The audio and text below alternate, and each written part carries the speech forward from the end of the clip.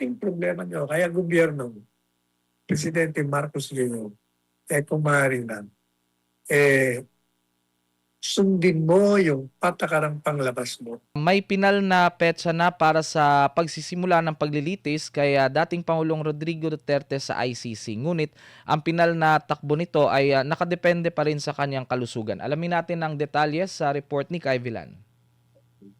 Inihayag ng ICC Trial Chamber 3 na magsisimula na ang paglilitis laban kay dating Pangulong Rodrigo Duterte sa Nobyembre 30 ng taong ito. Sa kauna-unahang status conference ng kaso, ipinag-utos ng korte na isagawa araw-araw ang trial hanggang bago magsimula ang winter judicial recess ng international na korte. Plano ng chamber na magdaos ng paglilitis 5 araw kada linggo. Ngunit dahil sa pabago-bagong kalusugan ng may edad ng akusado, nilinaw ni Presiding Judge Joanna Kerner na maaari nilang baguhin ang schedule para bigyan ng day off si Duterte base sa isusumiteng fitness report. Una na ngang inihayag ng korte na aatasan nito ang 3 medical experts na dati nang nagsuri kay Duterte upang magsagawa ng bagong assessment rito.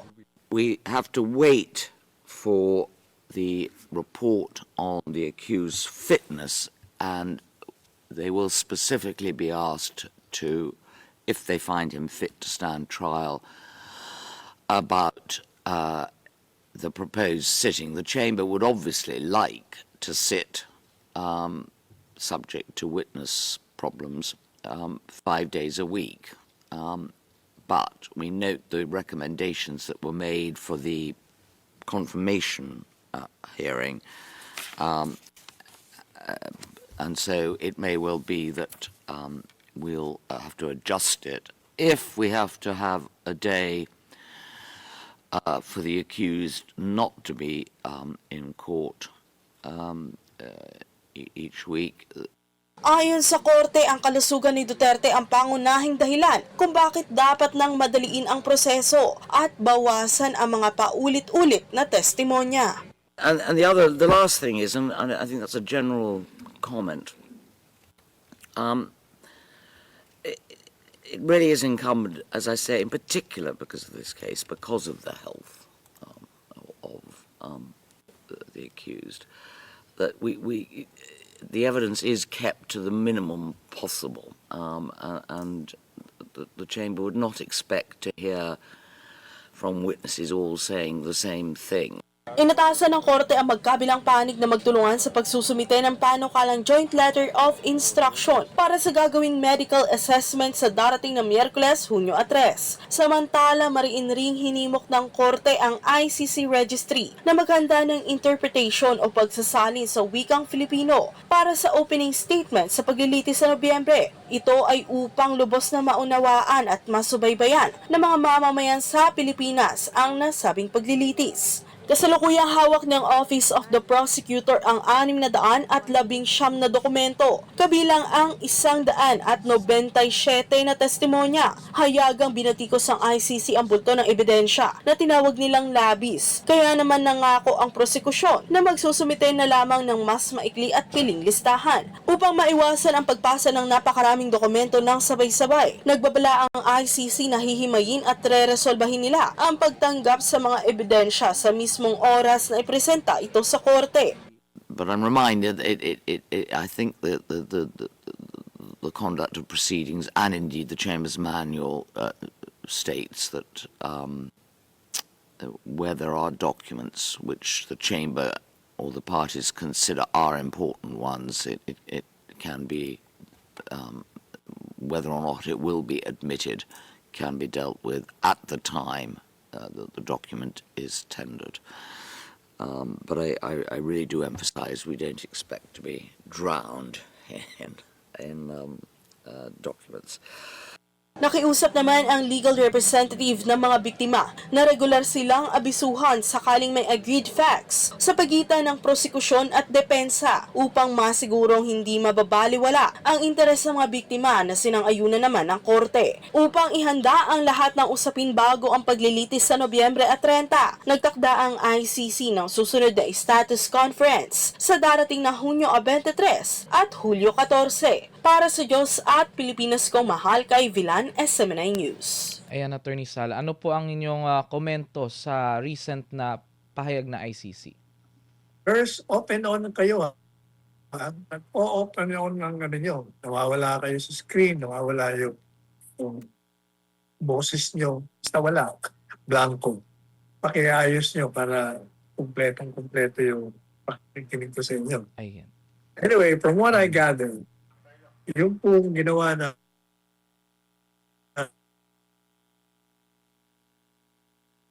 yung Presidente Duterte, dahil useless kung itutuloy nila ang pagbibista na may problema ang katawan at ang lahat ng bagay sa kanyang katawan ay may diferensya.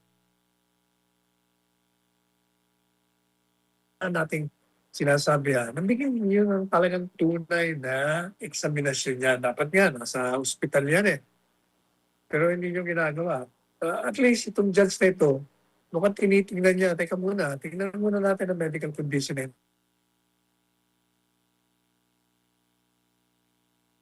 November pa ang umpisa ng trial. Ang tagal nun. Ano ba ngayon? Mayo, Hunyo, Hulyo, Agosto, Setyembre, Oktubre, o pero mo 6 na buwan bago magkakaroon. Pagkatapos, yung daw prosecution, mayroong 70. Diyos ko, may 70.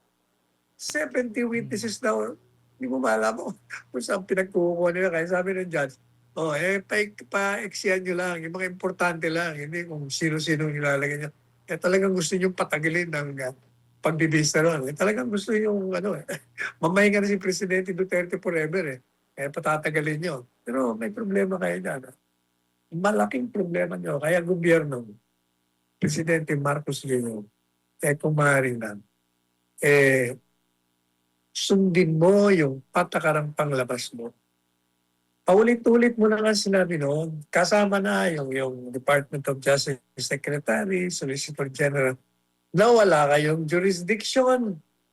Kung wala kayong jurisdiction, ang ICC, ang ICC walang jurisdiction, ibig sabihin, hindi ka dapat nag-cooperate. Ang nangyari tuloy, hindi nag-cooperate. Ikaw naging engineer ng aresto. Kasi hindi naman ma-arrest yan nang wala kang pahintulot. Kasi kung presidente ng bansa, yung mga nasa baba, sumusunod lang din sa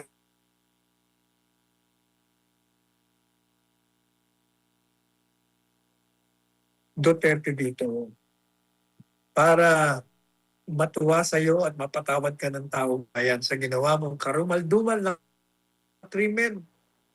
Bakit karumal-dumal? Isinupo mo yung integridad at sovereignty ng bansa dahil isinupo mo isang Pilipino, isang mamamayang Pilipino na di umano nagkamit ng krimen laban sa kapwa Pilipino at dito pa ginawa. Pagkatapos tatapon mo sa Hague. Palilitis mo sa dayuhan. Meron naman tayo ditong sistema legal na malusog. Pero 3 taong kang nandyan, kung totoo yung mga sinasabi nyo, hindi kayo nagdemanda dito. Pag tinanong mo yung Secretary of Justice mo noon, wala daw ebidensya. Wala palang ebidensya, bakit kayo tinapon sa Hague? Tapos ngayon sasabihin nyo, meron kayong 70 witnesses. Ano ba yan? Kaya malaking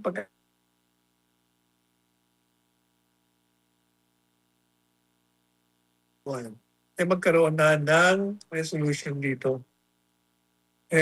Natutuwa naman tayo at least may 5. May 5 na. So kailangan na lang ng ilan bang kailangan pa nito? Kailangan pa siguro nito 3 pa na sumama sa kanila para magkaroon ng desisyon na walang jurisdiction ang ICC rito na kailangan pairali natin. Kasi ulitin po natin na napakasimple lang ko kasi ng kaso. Yung invocation na lang ng 9851, ulit-ulit mo natin sinasabi. Tama totoo na binibigyan ng batas yung gobyerno na maaari nilang isuko. Pero hindi naman ganun kasimpleng isusuko mo yan. Kaya nga na sinabi ko pusa, aso, tao yan na may kalayaan. At kailangan, pag ipapatupad mo yung provision na yun, titingnan mo kung may kulatilya. Meron ang kulatilya in the interest of justice, in accordance with law, kung gagawin mo yun. Kaya di ba tinatanong natin sa column natin, is it in the interest of justice for you to surrender a Filipino citizen when your legal system is functioning?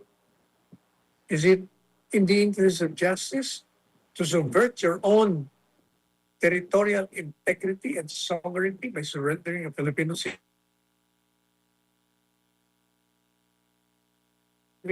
In the interest of justice, sa kabutihan ng katarungan, yan ang gagawin ng gobyerno. Parang yan ang po pwedeng idepensa. Ipagpalagay mo na na yun ang sinasabi ng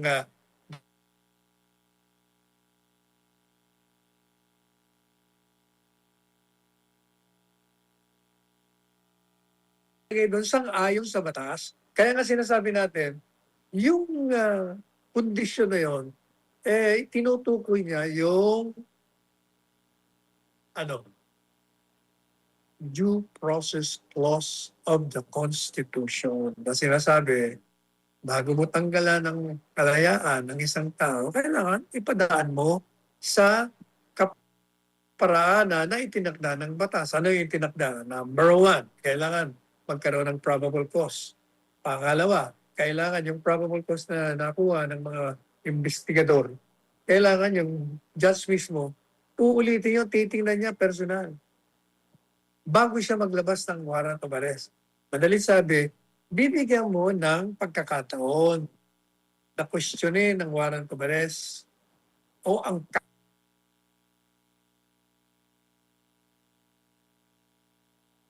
sarili niya, alam po niyo sa ICC, hindi po nila ginagawa yan. Wala silang pakialam, hindi ka nila bibigyan na, oy, pagtanggol mo nga sarili mo, may demanda sa'yo rito. Kung ano lang yung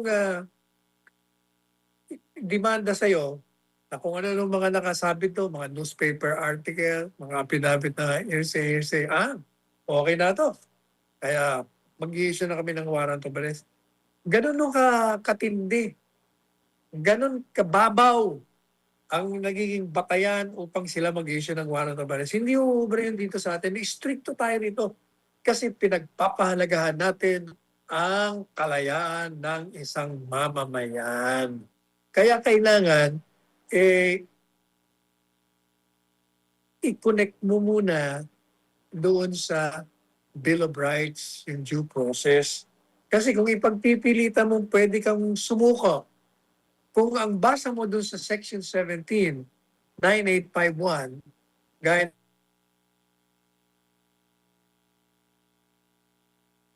sapagkat hindi yan sumusunod sa saligang batas, that provision would be unconstitutional.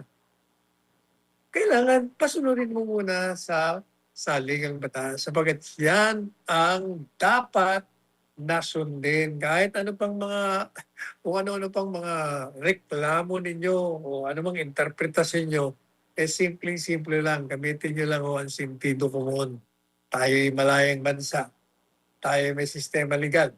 Sabihin nyo, hindi, meron tayong treaty. Anong treaty? Alam nyo yung mga treaty, kailangan pa rin sumunod sa saligang batas. Lahat yan, ang pinakabatayan mo palagi ay ang konstitusyon. Kaya nga sinasabi ko sa mga abogado, bago kayo gumawa ng mga hakbangin o magbigay ng mga opinion sa isang bagay, tingnan niyo muna ang konstitusyon kung ano ang sinasabi. Naalala ko tuloy si Juan Tinubig. Yan din ang palagi niya sinasabi ng mga estudyante niya. Tingnan niyo muna sa ligang batas. Kung ano mga side issues ang tinatalakay niyo, nakakalimutan niyo yung pinaka-fundamental na batas ng ating bayan o bansa. Ayan, napakaliwanag po, Attorney Sal, at maraming salamat po sa inyong pahayag.